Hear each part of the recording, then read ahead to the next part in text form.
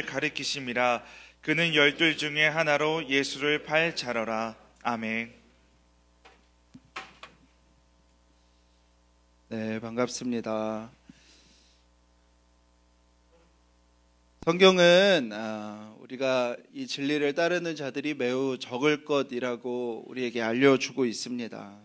그런데 우리가 세상 속에서 보면 교회 다니는 사람도 많고 이 진리를 쫓고 있는 사람들이 제법 많이 보이는데, 예수님은 아주 여러 번 우리가 이 진리를 쫓는 자들은 매우 적을 것이라고 말씀하셨습니다. 이 세상이 돌아가는 법칙과 우리의 삶의 모습이 정반대인 것인데 우리는 그 부분을 잘 인식하지를 못하죠. 이 세상이 살아가는 법칙은 매우 간단하죠. 자기 자신을 만족시키고 자기를 숭배하고 자기가 어떤 힘이나 지위를 얻어가는 것이 이 세상에서의 살아가는 삶의 모든 방식입니다. 제가 김영하 작가를 좋아해서 이렇게 유튜브에서 김영하 작가가 강의한 것들을 거의 다 들어봤는데, 그중에 되게 인상 깊었던 게 있었어요. 어떤 요즘 작가들은 이렇게 강의를 하지 않고 질문을 받아서 하더라고요. 저희도 한번 해보면 좋겠다. 아무튼 그 작가가 이제 질문을 받아서 대답을 하는 거를 하는데, 어떤 사회초년생인 남자가 이런 질문을 했어요. 사람들이 자기를 너무 막대한다는 거예요. 도대체 왜 나한테 잘해주지 않는지 이해가 되지 않는다. 어떻게 해야 되냐? 나에게 문제가 있는 거 아니냐? 이런 질문이었는데, 이 유명한 김영하 작가가 뭐라고 대답을 했냐면 되게 잊혀지지 않는 대답을 했어요. 그 작가가 사람들이 요즘엔 저한테 다 잘해줘요, 이런 대답을 하더라고요. 그러니까 거기에 있는 사람들이 웃기도 하고 의아해하기도 했어요. 자기가 유명해지고 성공하고 베스트셀러 작가가 되고 나니 이제 어딜 가도 모든 사람들이 자기를 잘 대해준다는 거예요. 그 이어서 이제 작가가 진짜 하고 싶었던 거는, 다른 사람들이 당신을 잘 안 대해주는 건 이 사회가 힘 있는 자들에게 잘해주는 구조 속에 있기 때문에 그런 거지, 당신의 잘못이 아니라고. 당신이 무슨 행동을 잘못해서 사람들이 당신을 잘 안 대해주는 게 아니라 단지 당신이 아직 성공을 못했기 때문이라고. 그 성공을 가진 자들의 힘이 얼마나 큰 것인지를 알면 나중에 성공했을 때 사람들을 당신이 잘 대해주라는 게 김영하 작가가 하고 싶었던 말인데, 그 말은 별로 기억에 남지가 않고 그 앞에 있던 말이 참 마음에 깊이 남더라고요. 그죠? 성공한 사람한테 누가 잘 안 대해주겠어요, 이 사회에서. 우리에게도 동일한 질문이 들 때가 있죠. 왜 이렇게 사람들이 나를 함부로 대할까라는 생각이 들 때는 100%입니다. 우리가 아직 그런 지위를 얻지 못했기 때문이죠. 세상은 철저하게 이렇게 움직이고 돌아갑니다. 그 돌아가는 세상을 우리도 동일하게 살아가죠. 우리는 동일한 그 세상 속에 살아가고 있는데, 다른 것이 있다면 우리에게 예수님이 찾아오셨고 그 예수 그리스도의 생명이 우리 안에서 시작되었다라는 거 하나가 다른 것뿐인 거죠. 이 세상은 철저하게 힘의 논리로 돌아가는데, 우리에게는 새로운 법칙 하나, 새로운 하나님의 법이 우리에게 시작된 것, 그것이 다른 것인데, 문제는 그 두 가지가 너무 극명하게 다르다는 것이죠.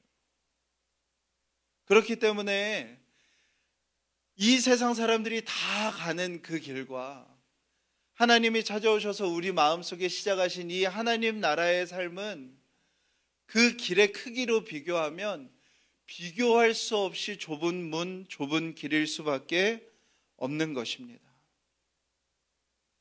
하나님 나라의 삶은 나를 죽음에 넘기고 나를 그리스도 예수 안에서 모든 사람들을 향하여 종으로 삼아 살아간다는 거예요. 정확하게 반대죠. 너의 인생의 주인공은 너고 너가 원하는 걸 하고 네가 하고 싶은 걸 하는 것이 마땅한 사회의 논리와 완전히 다른 것이죠. 이 세상은 힘 있는 자를 환영하고 힘 있는 자와 친해지고 힘 있는 자와 함께하면 돈도 생기고 권력도 생기고 좋은 것도 생겨요. 그러나 하나님 나라의 법칙은 철저하게 연약한 자와 함께하고 소외된 자들을 대변하고 그들을 환영하고 그들과 평화롭게 지내라고 하나님이 우리에게 말씀하셨어요. 정확하게 정반대에 있는 것이죠. 모든 사람들은 자신의 삶의 목적을 자기에게 둬요. 아무리 넓게 가져봐야 자기 가족에게 둬요. 그러나 하나님 나라의 사람들은요, 정말로 하나님의 나라를 위하여, 하나님을 영화롭게 하기 위하여 살아가는 삶으로 목적이 바뀌어요. 목적이 바뀐다는 것은 그 모든 동기와 과정과 이유와 방법과 선택 모든 것이 다 바뀌는 것을 얘기해요. 완전히 다른 두 삶을 그리스도인들은 동시에 살아가는 거라고요. 우리의 현실은 이 땅의 삶에 발을 내딛고 있지만 우리에게 찾아오신 우리 안에 시작된 이 생명은 이 법을 따라가게 하는 그 일이 우리에게는 동시에 일어나는 거예요. 그렇기 때문에 오늘 말씀에 보면 예수님이 진리를 선포하실 때 이 유대인들의 반응이 어쩌면은 안타깝기도 하지만 이 반응이 우리에게 반드시 있어야 하기도 하는 거예요. 오늘 예수님이 그 유대인들의 요구를 들어주지 않으세요. 예수님이 왕이 되시고 예수님이 그들에게 양식을 내려주시는 그 요구를 예수님은 거절하세요. 그러고 나서 이제부터 시작되는 하나님의 나라, 하나님의 나를 보내셔서 시작되는 하나님의 나라는 너희들이 이 땅의 것으로 사는 것이 아니라 하늘의 양식으로 사는 것이다 라고 말씀을 하니까 그들이 분노해요. 그들이 수군거리기 시작해요. 여러분들, 저는 이게 당연한 거라고 싶어요. 우리는 현실을 살아가는데, 우리는 현실에 필요한 것들이 가득한데 하나님이 하나님 나라의 법을 얘기하면 우리 안에 자연스럽게 어떤 마음이 일어나야 돼요? 저항하고 싶고 반항하고 싶고 거절하고 싶은 마음들이 일어나야 하는 것이 어쩌면 마땅한 것이죠. 와, 도대체 어떻게 살라는 거야? 현실을 몰라도 너무 모르네. 하나님이 좀 와서 이 시대에 좀 살아봐요. 도대체 어떻게 살라는 거예요? 하는 마음이 우리는 성경을 볼 때, 말씀을 볼 때, 설교를 들을 때 어쩌면 당연히 들어야 하는 거라고요. 오늘 예수님의 말씀을 전하시는데 극명하게 갈려요. 대부분의 사람들은 예수님을 떠나요. 오늘 예수님의 말씀 한마디 한마디 하시면은 지금으로 따지면은 막 야유를 하고요, 오 막 이러고요, 서로 수군거리는 일이 일어나는 거예요. 받아들이지 않아요. 예수님께 가졌던 모든 기대를 예수님이 스스로 다 그들에게 무너뜨려 버리는 거예요. 저는 오늘 본격적인 오늘 말씀에 대한 강해를 하기 전에 어쩌면 우리 안에 이 모습이 정말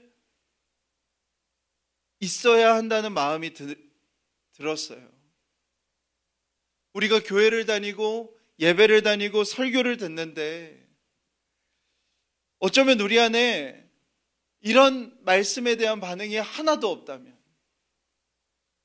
말씀을 듣는데 거절감이 하나도 없어, 말씀을 듣는데 막 반항하고 싶은 마음이 우리 안에 조금도 들지 않는다면 어쩌면 그 말씀은 이 세상의 논리와 정확한 일치하고 있는 말씀일지도 모른다는 두려움이 우리 가운데 있어야 하는 것이죠. 저에게는 제가 하나님 앞에 드리는 예배는 무엇이 되겠어요? 와, 이 말씀 전에도 우리 교우들이 시험 들지 않을까 하는 말씀이 우리 가운데 주어졌다면 그 말씀을 그대로 전하는 것이 저의 예배일 것이고요. 여러분들의 예배는 무엇이겠어요? 때로는 말씀을 듣는데 화가 치밀고, 때로는 너무 섭섭하고, 그럼 도대체 어떻게 살라는 거야? 이런 마음이 들 때가 오히려 정말로 진리 가운데 우리가 세워져 가고 예배하는 때일 수 있다는 것이죠. 오늘 본문은 정확하게 그런 모습을 우리에게 보여주는 거예요. 예수님이 설교하시는데 제자들이, 무리들이 다 예수님을 떠나가고요. 마지막에는 그 예수님이 직접 뽑은 12명조차들도 요동해요. 저분 이상한 분인가 봐. 저분 따라가면 안 될 것 같아. 이런 수군거림이 있자 예수님이 그들에게 너무나 슬프게 물어보시는 거예요. 야, 너희들도 가려고 하냐? 정말로 우리가 하나님의 진리가 이 땅을 살아가는 우리에게 선포되어진다면 이 모습은 어쩌면 당연한 것이라고요. 오늘 예수님께서는 무리들의 기대를 완전히 저버리세요. 그 무리들은 예수님을 왕으로 삼아서 예수님과 가까이 있으면서 예수님께서 하나님의 일을 하시면서 자신들의 욕망을 채워주기를 바랬어요. 무리들은 예수님에게 한 가면을 썼는데 그 가면은 뭐였냐면 예수님 왕하시라는 거예요. 그러나 그 가면 뒤에 숨은 그들의 본래의 마음은 뭐였냐면 우리의 끼니를 해결해 달라는 거예요. 예수님 최고하세요. 예수님 우리의 지도자가 되세요.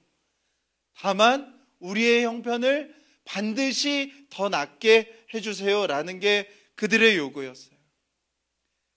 예수님이 시작하시는 그 하나님의 나라는 그런 하나님의 나라죠. 우리 유대인들이 먹을 거를 걱정하지 않고 더 나은 삶의 형편으로 살아가는 그 나라이죠 라는 열망이었어요.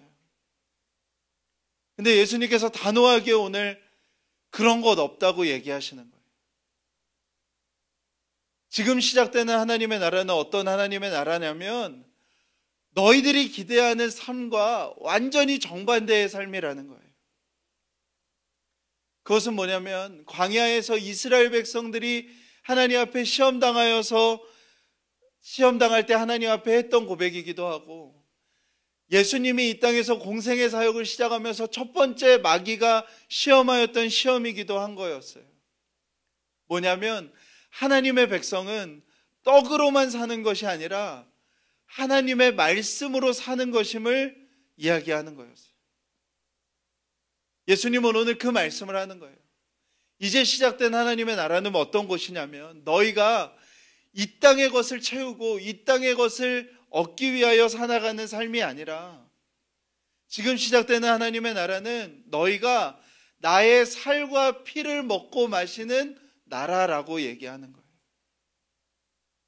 유대인들은 로마라는 제국을 정복하고 그 제국이 무너지고 이스라엘 제국이 시작되어서 자신들이 모든 열방을 제패하는 그런 나라를 꿈꿨는데 예수님은 그 나라들은 그대로 있을 것이고 이 현실은 그대로 있을 것이고 오직 내가 찾아내어 부른 자들이 시작하는 그 하나님의 나라는 무엇으로 사는 나라라고요? 나의 살과 나의 피를 먹는 것으로 사는 나라라는 거예요. 율법에 보면 성경은 인육을 먹는 것을 엄격하게 금지합니다. 사람을 제사로 드리는 것도 엄격하게 금지합니다. 그리고 유대인들의 율법 속에 있는 가치관은 피에 생명이 있다고 여겼어요. 그래서 피가 묻은 것은 곧 부정한 것이 되었습니다. 그런데 오늘 예수님이 무슨 말씀을 하시는 거예요? 내 인육을 먹고 내 피를 마시라는 거예요. 아니 예수님 내가 이 땅을 살려면 이것도 필요하고요 저것도 필요하고 이것도 필요해요 라고 얘기하는 그 무리들한테 예수님은 뭐라고 얘기하시는 거예요? 이제부터 시작되는 삶은 내 살을 먹고 내 피를 먹는 거야 라고 얘기하시는 거예요. 어떤 느낌인지 아시겠어요? 생일을 맞이했어요. 너무너무 기다린 생일인데 너무 소중한 사람이 이렇게 얘기하는 거예요. 이번 생일의 선물은 나야. 이거랑 비슷한 상황인 거예요. 아니 됐고 너 말고 선물 뭐냐고. 그 무리들에게 예수님이 내가 진짜 주고 싶은 선물이 있었는데 그게 바로 나야. 이렇게 하는 것이죠. 예수님은 이제부터 시작되는 하나님의 나라는 하늘의 양식으로 사는 사람들의 나라라는 거예요.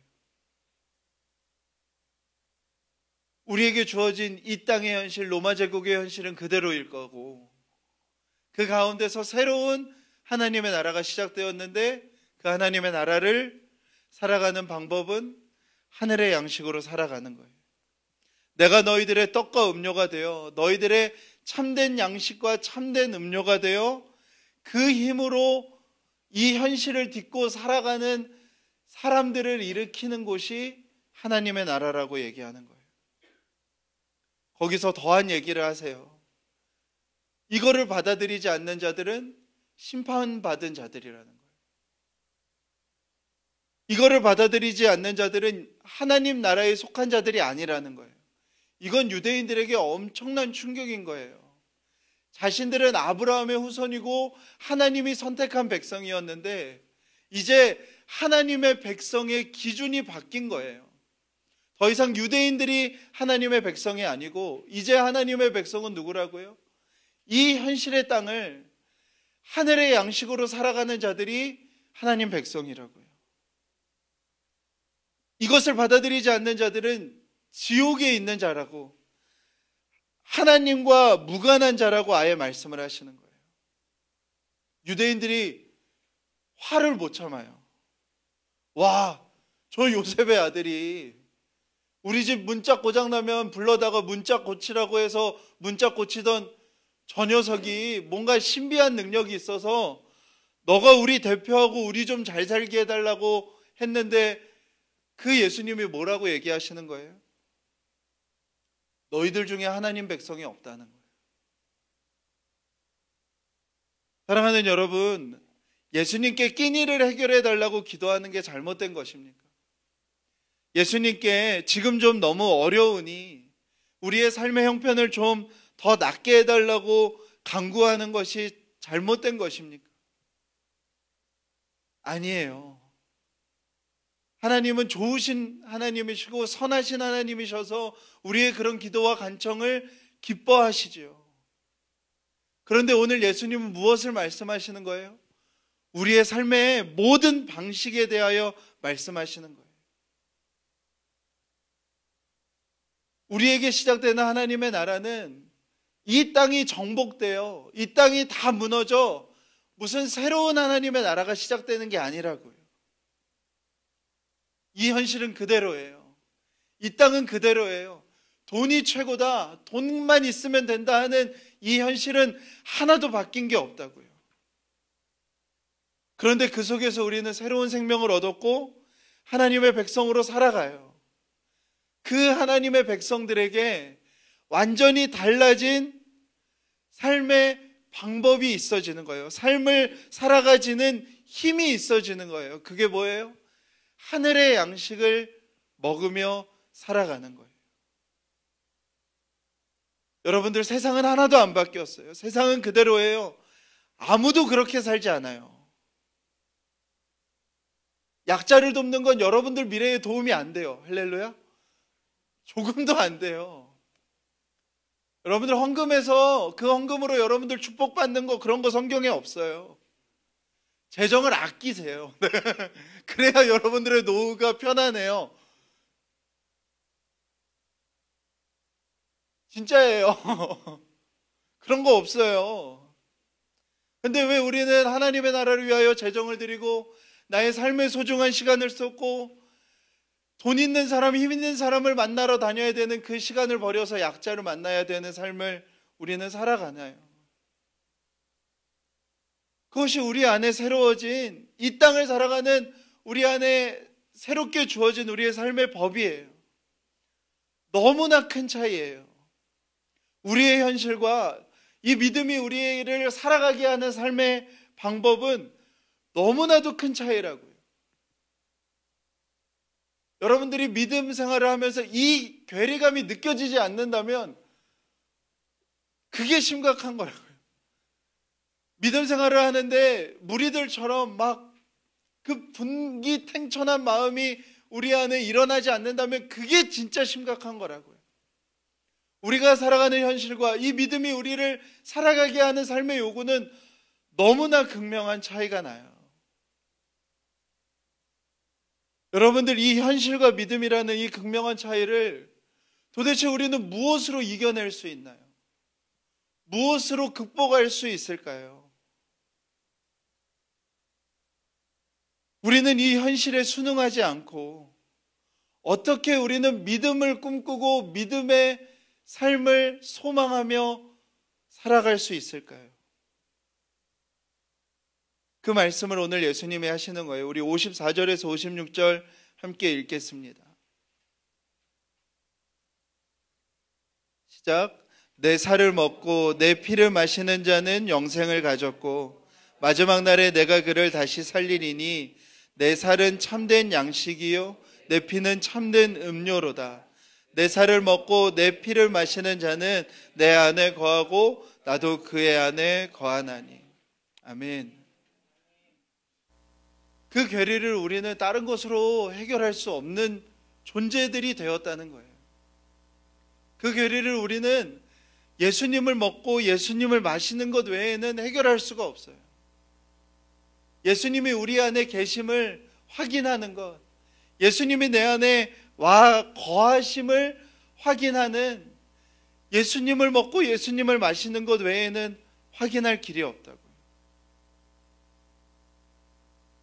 예수님의 관심은 끼니를 해결하고 특별한 식사를 할 수 있고 안정된 삶을 살고 매일 자랑할 만한 뭔가가 있는 삶을 복으로 얻어서 사는 삶이 하나님이 우리에게 말씀하시고 살게 하시는 삶이 아니라고요. 하나님 나라의 백성의 삶은 이 동일한 현실인데 하나님 나라의 가치를 붙들고 살아가는 거예요. 그런데요, 그거는 매우 어려운 일이에요. 정말 좁은 길이에요. 왜요? 아무도 그렇게 살지 않아요. 이 세상 사람들 그런 삶을 조금도 고민하지 않아요. 우리는 어쩌면 억울한 거예요.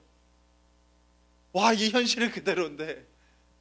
우리는 어쩌면 남들은 하지 않는 고민과 갈등을 하면서 살아갈 수밖에 없는 삶을 살게 된 것이라고요. 사랑하는 여러분, 여러분들이 하나님 앞에 순종하여 사람들의 종이 되는 순종을 여러분들의 삶의 현장에서 하면 어떤 일이 일어날까요? 사람들 막 너무 감동하고 어머 하나님이셔 막 주님이시군요 이럴까요? 아니요, 여러분들 다 이용해요.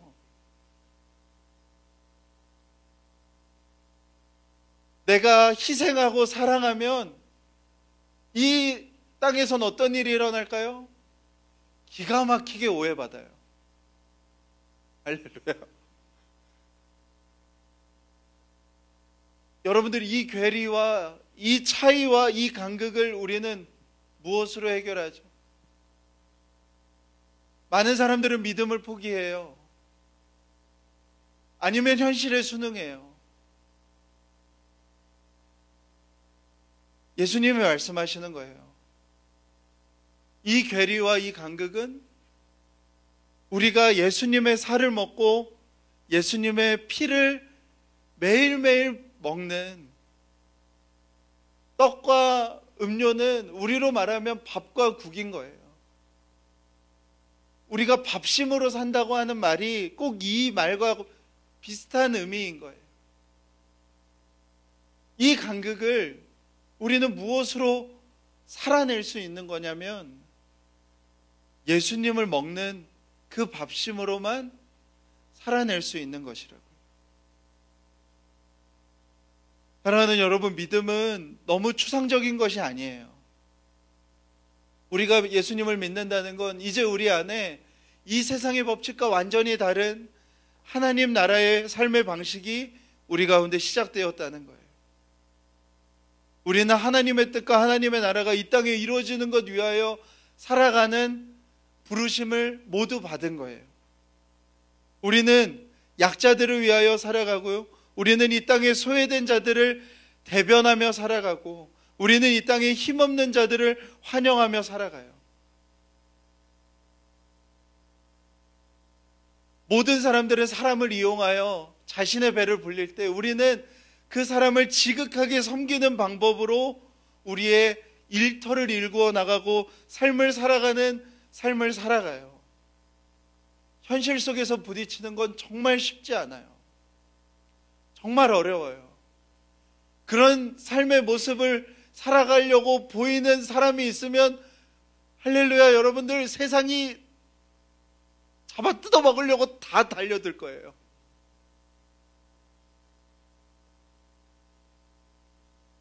우리는 그 삶을 어떻게 견디며 여전히 믿음 가운데 있으며 여전히 소망 가운데 있을 수 있지요? 매일 예수님을 먹는 것 외에는 방법이 없다고요. 이 말씀은 제자들도 매우 당황하게 만들었어요.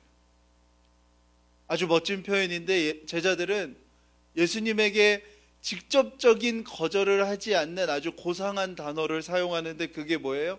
어렵다예요. 어렵다.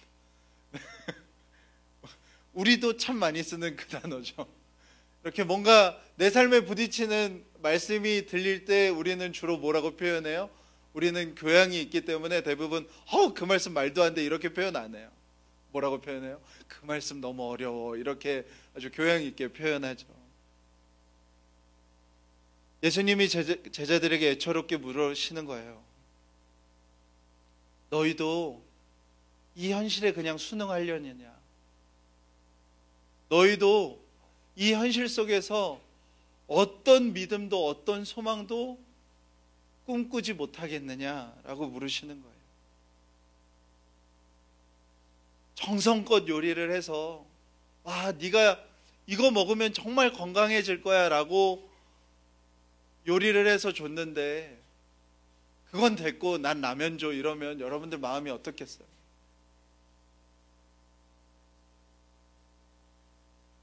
오늘 예수님의 마음이 꼭 그러시는 거예요. 그런데 베드로가 너무 기가 막힌 대답을 해요. 베드로가 가끔 그럴 때가 있죠. 너무 예수님 마음에 흡족한 대답을 하는데, 그 대답이 뭐예요? 영생의 말씀이 당신에게 있는데 우리가 누구에게 가겠습니까? 라고 대답하는 거예요. 예수님이 정말 듣고 싶었던 고백인 거예요. 이 하나님 나라를 살아가는 이 영생의 삶이, 그 모든 답이, 그 모든 힘이 주님에게만 있는데 우리가 도대체 누구에게 가겠습니까? 사랑하는 여러분, 우리도 불안해요.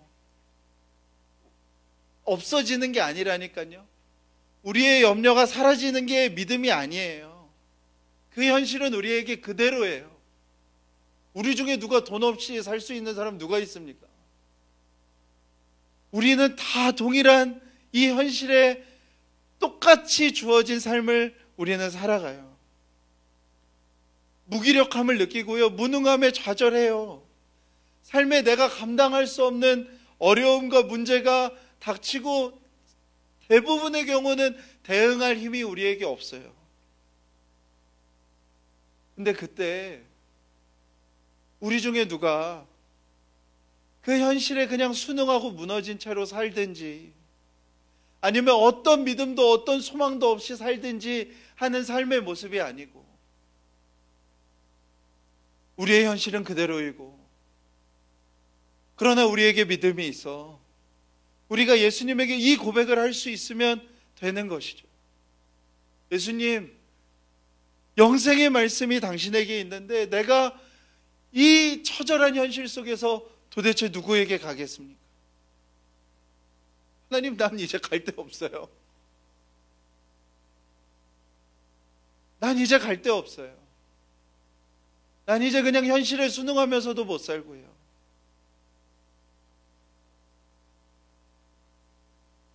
영생의 말씀이 당신에게 있으니 나는 누구에게도 어디에도 갈 수 없어요 라고 고백하는 것이 우리의 고백인 것이죠.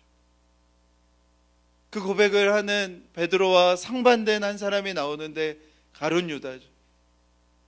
예수님이 가룟 유다가 마귀라고 하셨어요. 그 마귀라는 뜻은 뭐냐면 마귀에게 여전히 속하여 있다는 뜻이에요. 요한복음 3장의 말씀을 빌으면 가룟 유다는 아직 그 자리가 옮겨지지 못했다는 거예요. 가룟 유다는 여전히 마귀가 힘을 떨치는 그 현실의 나라에 속하여 있고 하나님의 나라에 옮겨지지 못한 자라는 거예요. 예수님을 스승으로 모시고 예수님 가장 가까이에 있고 예수님이 하시는 일 중에 가장 중요한 일을 도맡아 담당했던 가룟 유다는 도대체 왜 여전히 마귀에게 속하여 있었을까요? 가룟 유다는 예수님이 필요한 게 아닌 거예요. 이 세상에 떡이 필요한 거예요. 가룟 유다는 예수님을 원한 게 아니라 예수님으로부터 얻어질 지위가 필요했던 거예요. 하나님 나라에 속한 삶이 그에게 관심이 아니라 마귀에게 속한 삶을 조금도 알아채지 못하는 모습 속에 있었던 거예요. 하나님 나라의 백성의 삶이 아니라 슬피 울며 이를 갈며 그 현실 속에 살아가는데 그것을 깨닫지 못하는 거예요. 예수님으로부터 얻어질 영생이 값진 것이 아니라 예수님 아니어도 얻을 수 있는 이 세상의 끼니가 가장 값진 것이었던 거예요. 가룟 유다는 예수님을 만나고 예수님 가장 가까이에 있었지만 하나님 나라가 그에게 조금도 힘을 떨치지 못했어요. 가룟 유다는 자신의 그 욕망과 하나님 나라의 가치 속에 고민하고 괴리하고 간극 속에 어쩌면 예수님 앞에서 수근수근 했어야 되는데 아마 가룟 유다는 그날도 아주 태연한 얼굴로 예수님 오늘 정말 말씀 좋았습니다. 예수님 막 그랬을 거예요. 예수님은 말씀하시는 거예요. 여전히 마귀에게 속하여 있는 상태라는 거예요. 설 명절에 그 윤한덕 국립중앙의료원 중앙응급의료센터장이 죽은 거에 대한 애도가 참 많았습니다. 제가 이렇게 사회적으로 존경받는 사람들이 죽으면 그 사람이 그리스도인인지를 이렇게 찾아보는데 안 나오더라고요. 어떤 표시도 없고 장례식장에도 보면 아마 그리스도인이 아니었던 것으로 보입니다. 그 윤한덕 중앙응급의료센터장에 대한 회고록을 아주대 이국종 교수가 한겨레 신문에 기고를 했어요. 이국종 교수가 이런 표현을 썼습니다. 지옥을 헤매본 사람은 셋 중에 하나일 수밖에 없다. 도망치거나 순응하거나 그 모두가 아니라면 판을 뒤집는 것. 떠나는 것도 익숙해지는 것도 어려운 일일 것이다. 그러나 세 번째 선택은 무모하다. 그런데도 윤한덕은 셋 중에 마지막을 택했다. 여러분들 직업의사가 돼서 아주 극소수만 응급의료 계통의 전공을 정한다고 합니다. 이유는 뭘까요? 간단하죠. 돈이 안 되기 때문에 그렇죠. 물론 다른 전공을 한 것을 뭐라고 할 수는 없지만 적어도 직업의사로서 의사라는 어떤 직업적 소명을 다하기 위해 다른 가능성을 그가 선택하지 않았음은 우리가 알 수 있는 것이죠. 이 윤한덕 센터장은 응급의료 계통에서 헌신을 하다가 공직으로 진출을 했다고 그래요. 공직에 진출하면 경험이나 들으신 분들은 다 있겠지만 2년마다 대부분 공무원들은 자리를 옮깁니다.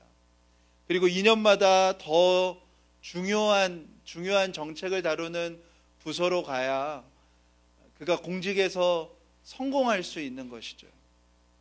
근데 이 윤한덕 센터장은 2년에 한 번씩 부서를 안 바꿨대요.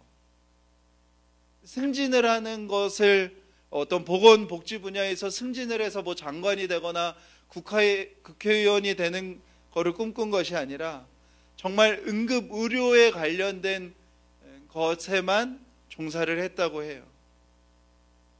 그 부서만 다니면 곧 그거는 공직사회에서 뭐냐면 승진의 기회가 아예 주어지지 않는 것을 의미하는 것입니다. 이국종 교수가 쓴 글에 그가 정말 피가 쏟아지는 노력을 해서 수많은 사람들을 설득해내서 국가 예산을 타내가지고 응급의료에 대한 길을 열면, 예산을 좀 타내면 기가 막히게 병원 재단들과 영리법인들이 응급의료에 쓰라고 배정한 돈을 자신들의 영업을 위해 사용하는 모습을 보면서 정말 매일 마음이 녹아내렸다고 그래요. 결국 자신의 모든 노력이 의료인들의 이권으로 다 타들어가는 걸 보면서 그는 매일 속이 타들어가는 것을 경험했다고 합니다. 불과 죽기 전에 얼마 전 회의에도 2018년이 되어도 이 나라의 의료 사업은 정말 잘 돌아가겠구나 이러면서 쯧쯧쯧 하면서 나오는 그의 모습을 기억하는 글이 있었어요. 이국종 교수가 마지막에 이렇게 글을 추모했습니다. 2019년이 시작된 그놈의 민족의 명절에 우리는 한국 사회에서 보기 어려운 영웅을 잃었다. 세상을 바꾸기 위해 사심없이 스스로 지옥 속으로 걸어 들어가 온갖 슬픔과 좌절을 겪으면서도 최후까지 피투성이 싸움을 하다가 삶의 대부분을 보냈던 공간에서 단단하게 앉은 채 세상을 떠나갔다. 세상을 떠날 때조차 그는 한가하게 누워서 쉬지 않았고 그다지 슬퍼하지도 않았다. 다만 그는 응급의료 체계 개선안에 대한 서류들을 끝까지 잡고 있다가 함께 가지고 갔다. 윤한덕의 나이 51세였다. 사랑하는 여러분, 이 현실의 세계를 살아가는 사람 중에 그냥 직업적 소명만으로도 이렇게 살아가는 사람들이 있어요.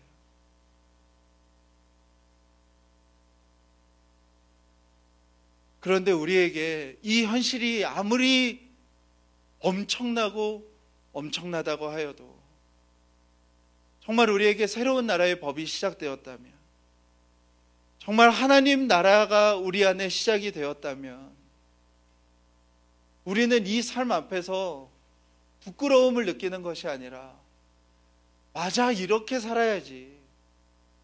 나도 이런 삶을 꿈꿨지. 내가 살고 싶었던 삶이, 내가 하나님 앞에 고백했던 삶이 이런 삶이지 라는 고백이 되어야 하지 않겠습니까? 히브리서에 이 믿음의 삶을 두고 히브리 기자는 수많은 증인들을 언급을 해요. 그리고 12장에 들어서 천국은 어떤 곳이냐면 허다한 증인이 있는 곳이라고 고백을 해요. 우리는 이 믿음의 삶을 너무 막연한 것으로 바꿔서 이 현실에 어떤 힘을 떨칠 수 없는 것으로 바꿔버렸는지도 모르겠어요. 그러나 우리는 변명할 수 없는 순간을 맞이하게 됩니다. 수많은 증인 앞에 서는 날이 우리가 있어요. 이게 믿음의 삶이 아니었나요? 그러면 그들이 수군거리겠죠. 수근수근, 저게 믿음이었대. 막 이런. 사랑하는 여러분, 우리는 변명할 수 없고 어려웠다고 말할 수 없습니다. 정말 우리가 이제 하늘로부터 주어지는 양식으로 사는 사람이 되었다면 여러분들이 지금 살아가고 있는 삶의 그 일자리에서 세상이 주는 것으로 사는 것이 아니라 그리스도께서 주시는 살과 피로 살아가고 그 속에서 하나님의 나라를 살아내기 위하여 자신을 드리는 그 모습으로 살아가게 되지요. 그렇게 삶을 결정하면 여러분들 이용당할 거예요. 그렇게 결정하면 여러분들 수많은 사람들이 여러분의 등을 쳐먹을 거예요. 할렐루야. 그럴 때 그 현실 속에 그리스도의 살과 피를 먹음으로 하나님, 내가 이 똑같은 현실을 살아가지만 나는 이 믿음의 일을 포기하지 않겠습니다. 하나님, 나는 이제 어디 갈 데 없어요.